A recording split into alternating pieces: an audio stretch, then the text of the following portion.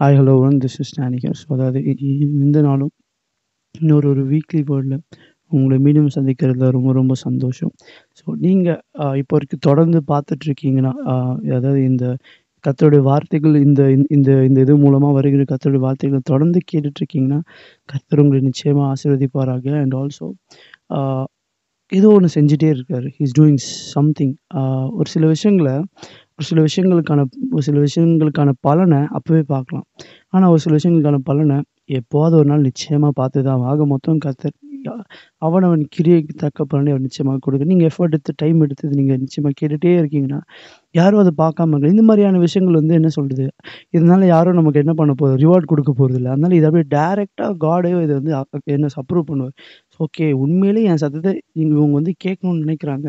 அதனால தான் இது அந்த அளவுக்கு என்ன சொல்றது? ஸோ அதனால தான் இத வந்து இது இப்போ வரைக்கும் கேட்டுட்டு இருக்காங்கன்றது கர்த்தர் அறிவார். ஸோ அதற்கு அ அ அதற்கு அதற்கு தக்கதாகவும், அதற்கு எக்ஸ்ட்ராவாவும் காட் நிச்சயமா உங்கள பிளெஸ் பண்ணாம விட மாட்டார்.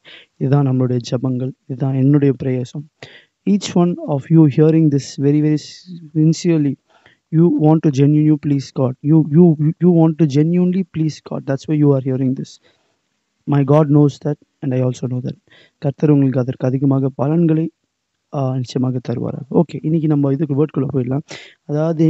அதாவது உணர்வுள்ளவன் இதுதான் இன்னைக்கு நம்ம பார்க்குற டாபிக். ஸோ இந்த வார்த்தை சங்கீதம் 53 சங்கீதம் 53ஆம் அதிகாரம். அதுல 2ஆம் வசனத்துல இருக்கிறபடி என்ன உணர்வுள்ளவன். ஏன் இந்த மாரி டாபிக்ல நம்ம பார்க்குறோம்னா, சில நேரத்தில கர்த்தருடைய வார்த்தைய தியானிக்கும்போது அது அப்படியே ரொம்ப லென்த்தியா டிஃப்ரெண்ட்டா அது என்ன சொல்றது? அது வந்து என்ன அத வந்து ஒரு விஷயத்துல அத இது பண்ணி அத ஃபோக்கஸ் பண்றதுக்காக இந்த மாரி டாபிக்ஸ் வச்சுட்டா, அதுக்குள்ளேருந்து நம்ம பார்க்கலாம். ஸோ இன்னைக்கு நம்ம ஃபோக்கஸ் பண்ற ஏரியா என்னன்னா, அந்த உணர்வு உள்ளவன். ஸோ அத பத்தி தான் இன்னைக்கு நம்ம பார்க்குறோம். ஸோ இது என்ன ஃபர்ஸ்ட்டு அந்த வார்த்தைக்கான அர்த்தம் என்ன?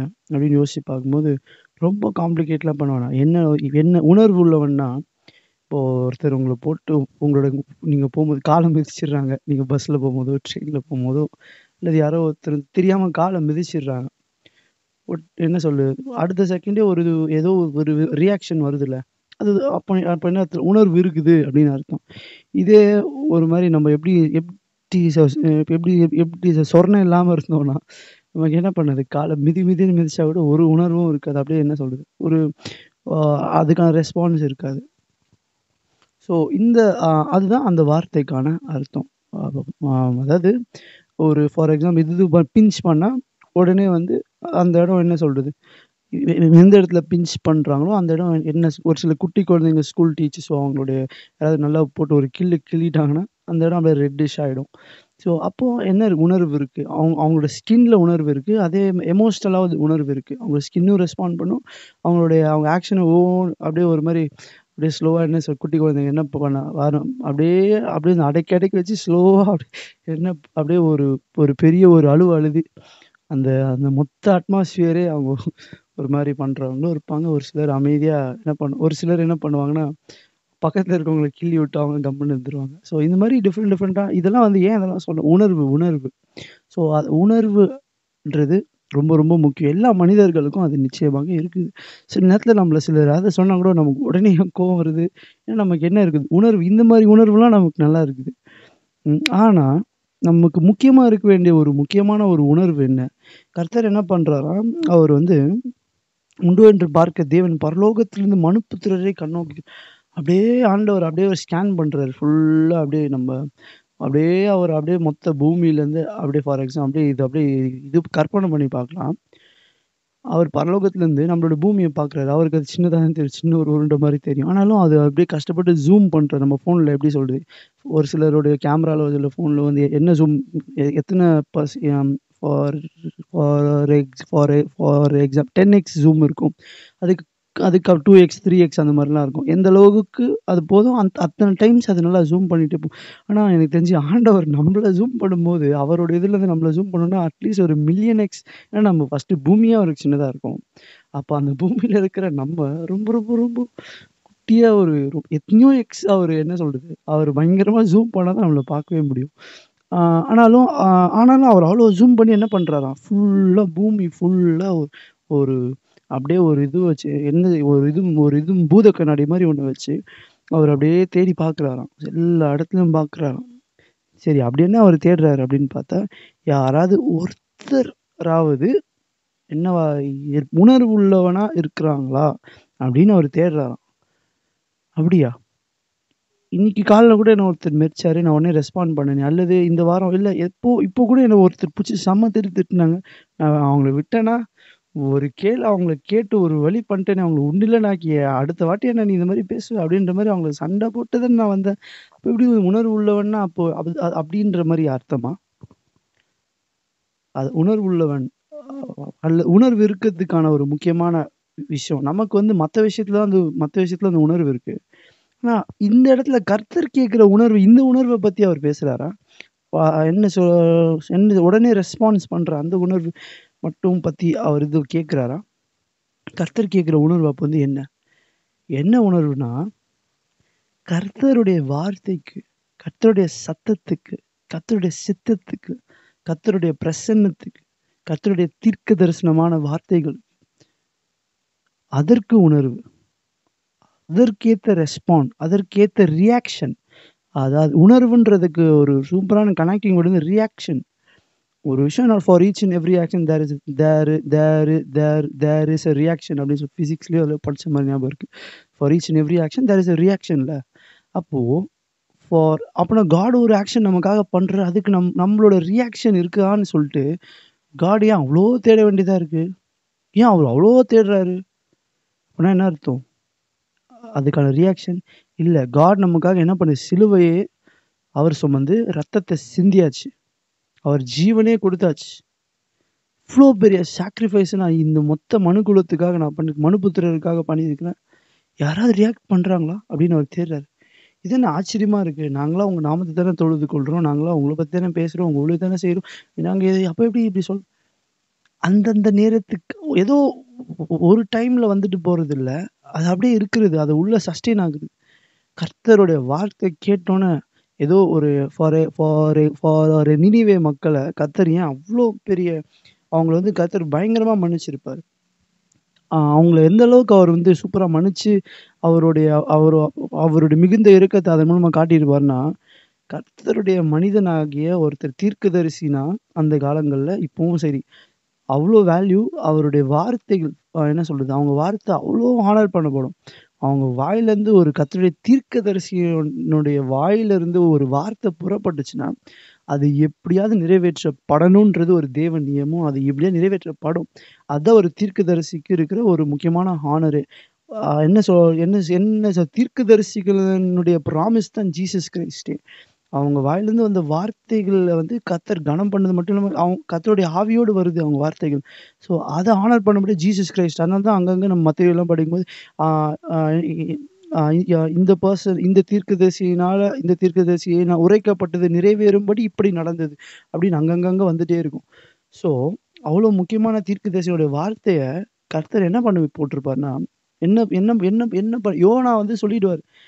இந்த டேஸ்க்குள்ள மொத்தமா காலி ஆயிடும்னு சொல்லிடுவாரு. ஆனா கர்த்தர் அவருடைய அந்த வார்த்தை அதான் ஒரு வசனம். தீர்க்க தரிசனமானாலும் ஒழிந்து போகலாம்னு சொல்லி. ஸோ அவருடைய வார்த்தைகளே அந்த தீர்க்கதரிசியோட வார்த்தையை கர்த்தர் என்ன மாத்தி விடுறாரு. ஏன்னா, அந்த மக்கள் உண்மையாக என்ன உணர்வடைஞ்சு, ஐயோ! நாங்க பண்ணது தப்பு, தப்புன்னு அந்த மொத்த தேசமும் கதற ஆரம்பிச்சுச்சு. பயங்கரமா ரட்டுடுத்தி பயங்கரமா பண்ண ஆரம்பிச்சுட்டாங்க. அப்படி ஒரு உணர்வ கர்த்தர் பார்த்தோனே அசஞ்சுட்டாரு. ஐயோ!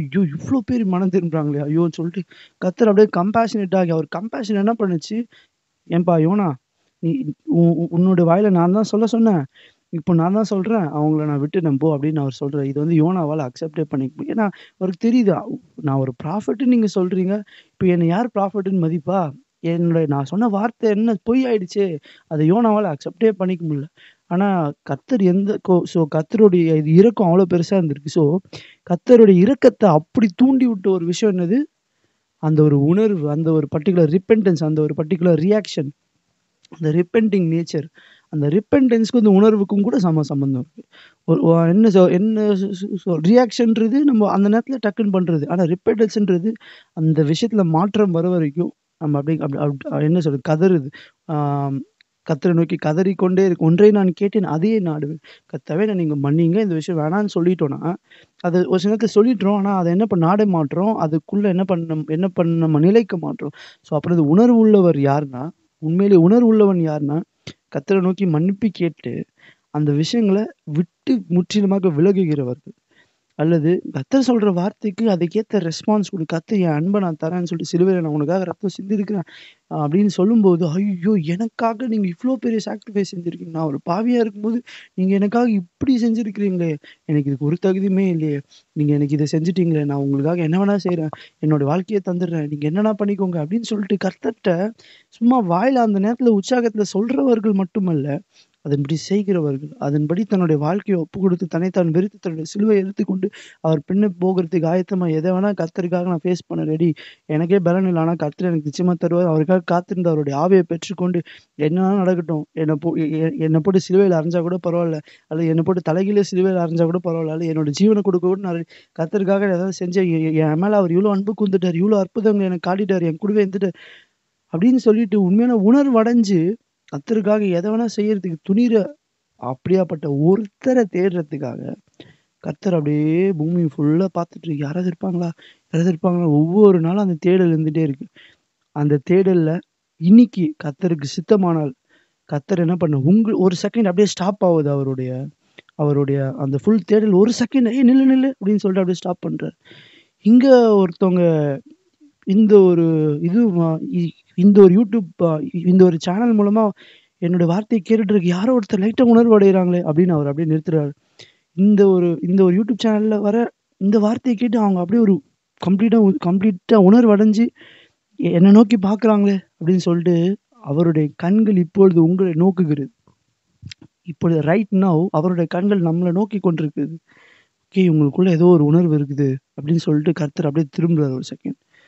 அவர் ஒரு செகண்ட் அப்படி அப்படி திரும்பி தம்முடைய முகத்தின் பிரகாசத்த நம்ம மேல அப்படி காட்டுனாருன்னா, அந்த பிரகாசத்துக்கு நமக்கு அது போதும். அந்த பிரகாசமே நம்மள நித்தியமா அப்படியே கூட்டு போயிடும். ஸோ கர்த்தருடைய பிரகாசத்தை பெற்றுக்கொள்ளும்படியா இந்த நாளும் நம்ம என்ன உணர்வுள்ளவர்களாய் அவரிடம் ஒப்புக் கொடுக்கலாமா? ஒருவேளை மிஸ்டேக்கோட இருக்கலாம். பெரிய பெரிய தவறுகள செஞ்சுட்டு யாருக்கும் தெரியாம அத அப்படியே மூடி மறைச்சுட்டு உட்கார்ந்துட்டு இருக்கலாம்.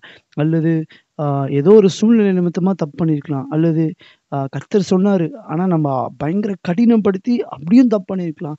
ஆனாலும் இந்த நேரத்துல கர்த்தாவே என்ன மன்னிச்சிடுங்க. உண்மையா அத உணர்ந்து, ஐயோ! நான் பண்ணது தப்பாச்சே ஆண்டவரே! ப்ளீஸ் லார்ட் என்னால முடியலையே அப்படின்னு உண்மையா உணர்ந்து அவர நோக்கி பார்க்கும்போது அவரு சும்மா இருக்கவே மாட்டார்ல. அதனால இப்பொழுதே அவருடைய கண்கள் நம்மளை நோக்குகிறது. அப்படியே கண்களை மூடலாமா? ஆண்டவரே நீங்க எங்களை நோக்கி இப்பொழுது ரைட் நவ் நீங்க அப்படியே ஸ்டாப் பண்ணிட்டீங்க ஆண்டவரே. ஒரு செகண்ட் அப்படியே ஸ்கேனிங் ஸ்டாப் ஆயிடுச்சு. நீங்க எங்கள நோக்கி பார்க்குறீங்க ஆண்டவரே. இப்பொழுதே எங்கள நோக்கி நீங்க பார்க்குறீங்க. இவன் உண்மையிலேயே இதுவா உணர்வுள்ளவனா இருக்கிறானே! இந்த பெர்சன் உண்மையிலேயே வந்து உணர்வுள்ளவங்களா இருக்கிறாங்களே! நீங்க அப்படியே ஸ்டாப் பண்ணி எங்கள நோக்கி பார்க்குறீங்க. இப்போ எங்களோட ஜெபத்தை கேட்கிறீங்க.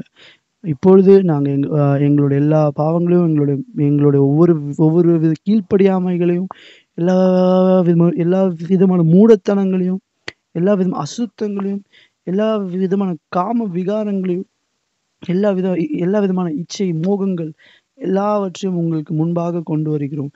எங்களோட ஒவ்வொரு கோபம், எங்களோட ஒவ்வொரு விதமான வீண் வார்த்தைகள், எங்களோட ஒவ்வொரு விதமான பொறாமைகள், எங்களோட ஒவ்வொரு விதமான பொய்கள், எதெதெல்லாம் உங்களுக்கு சுத்தமாக பிடிக்காதோ, அது எல்லாவற்றையும் நாங்க ஒரு வேளை செஞ்சுட்டு இருந்தோம்னா, உங்க முன்பாக அப்படியே கொண்டு வருகிறோம். எங்களை மன்னியுங்க, எங்களை தாழ்த்துகிறோம். ப்ளீஸ் லார்ட் நீங்க எப்படி அவங்க அந்த நாள் நினிவே பட்டணத்தின் மேல இரக்கமா இருந்த தேவன், எங்க மேல நீர் இப்பொழுதே இரக்கமா இருக்கிறதற்காய் நன்றி. எங்களுடைய பாவத்தின் தோஷத்தை நீர் மன்னித்ததற்காய் நன்றி. எங்களை தாழ்த்துகிறோம். ஏதோ ஒரு எல்லையில நாங்க உங்கள இது இது இது நேரத்துல கோவப்படுத்தியிருந்தோம்னா, எங்களை முற்றிலுமாக மன்னிக்கிறீங்க. அப்படின்ற அந்த நம்பிக்கையும், விசுவாசத்தோடும் எங்களுக்காக நீங்க ரத்தம் சிந்திருக்கிறீங்க. அந்த ரத்தத்தை கொண்டு சுத்திகரிக்கப்பட்டவர்களாய் எங்களை தாழ்த்தி எங்களை ஒப்புக் கொடுக்கிறோம். எங்களுடைய பாவங்களை நாங்க மூடி மறைக்கல. உங்க முன்பாக ஓப்பனா கொண்டு வருகிறோம். எங்களை முற்றிலும் தாழ்த்துகிறோம். அவைகளை விட்டுவிட கிருபைகளை தாங்க. உண்மையே நாங்கள் இதுக்கப்புறமும் தேட கிருபை தாங்க. எங்களை முற்றிலும் தாழ்த்துகிறோம். இயேசுவின் மூலம் ஜெபிக்கிறோம் நல்ல பிதாவே. ஆமென். கர்த்தர் நிச்சயமா நம்மளோடு பேசியிருப்பார் நம்புகிறேன், விசுவாசிக்கிறேன். இதுக்கப்புறமும் தொடர்ந்து இதோட முடியல. You can surely continue this prayer in his presence. இதுக்கப்புறமும் அப்படி செய்ய கர்த்தர் கிருபை தருவாராக. இதே போல இன்னொரு வீக்லி வேர்ட்ல இன்னொரு கர்த்தருடைய வார்த்தையில மீண்டும் சந்திக்கும் வரை நன்றி, வணக்கம். See you in the next video.